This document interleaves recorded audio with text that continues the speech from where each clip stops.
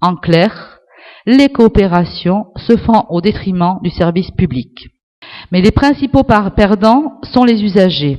Selon une enquête de l'adresse, les régions concernées par les temps de trajet les plus longs varient selon la spécialité hospitalière. Quelques régions apparaissent toutefois toujours concernées, quelle que soit la discipline. Il s'agit de la région Champagne-Ardenne, de la Bourgogne, de la Franche-Comté, de Midi-Pyrénées, de l'Auvergne, du Limousin et de la Corse. Dans le cas des maternités, j'ai choisi de prendre cet exemple-là, mais c'est vrai aussi pour la chirurgie, si seulement 2% des femmes de 15 à 49 ans sont à plus de 45 minutes par la route d'une maternité, quel que soit son niveau de technicité, cette proportion culmine à 31% en Corse et reste élevée en Limousin, 11%, en Franche-Comté, 8%, et en Poitou-Charentes, 7%. Quant aux maternités de niveau 3, c'est celles qui accueillent les grossesses à haut risque, si 94% des Françaises peuvent y accéder en moins d'1h30, ce n'est pas le cas de 80% des Auvergnates, de 81% des habitantes de Midi-Pyrénées, de 73% des Bourguignonnes, de 65% des Poitevines et d'aucune femme en Corse.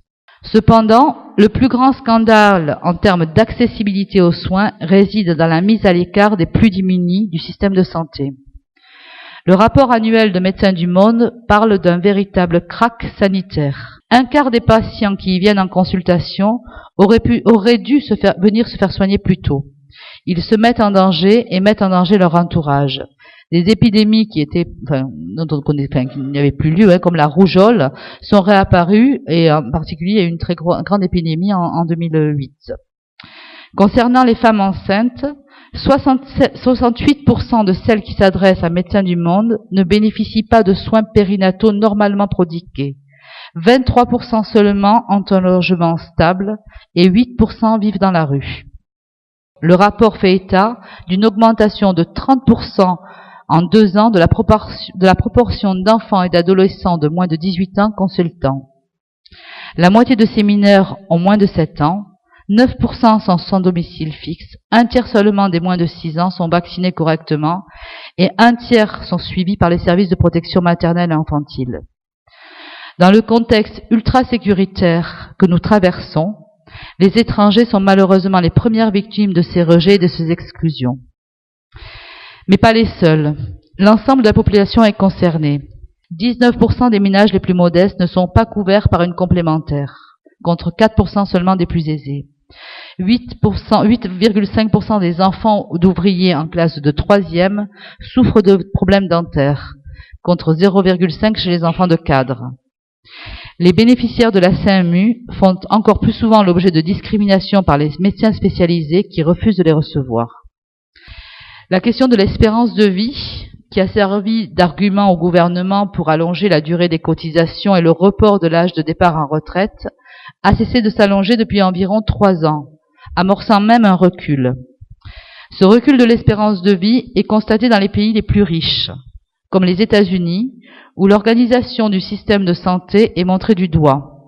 En Russie, la baisse est spectaculaire depuis l'effondrement de l'URSS. L'espérance de vie chez les hommes est passée de 63,8 années dans les années 60 à 59 ans aujourd'hui. En Allemagne, l'espérance de vie des personnes à bas revenus est passée de 77 ans et demi en 2001 à 75 ans et demi en 2011. La France n'est pas en reste, puisqu'un recul certes léger de l'espérance de vie des femmes a été constaté en 2008. Cette situation est une première depuis la fin de la Seconde Guerre mondiale. Elle est le signe d'une dégradation du niveau de vie, des conditions de travail, de la précarité du travail, de l'augmentation du chômage, du mal logement, des difficultés grandissantes à pouvoir bien s'alimenter, mais aussi des difficultés d'accès aux soins. Nous avons le devoir de faire connaître la réalité et les dysfonctions de notre système de santé, pour mieux combattre les injustices et les inégalités, pour mieux contrer la politique libérale que nous subissons, mais surtout pour être en capacité de construire des alternatives. Pour cela, je vous remercie de votre invitation, qui nous permet d'apporter notre expérience syndicale à cette construction. Seule une démarche et des propositions partagées par le plus grand nombre nous permettront d'imposer d'autres choix.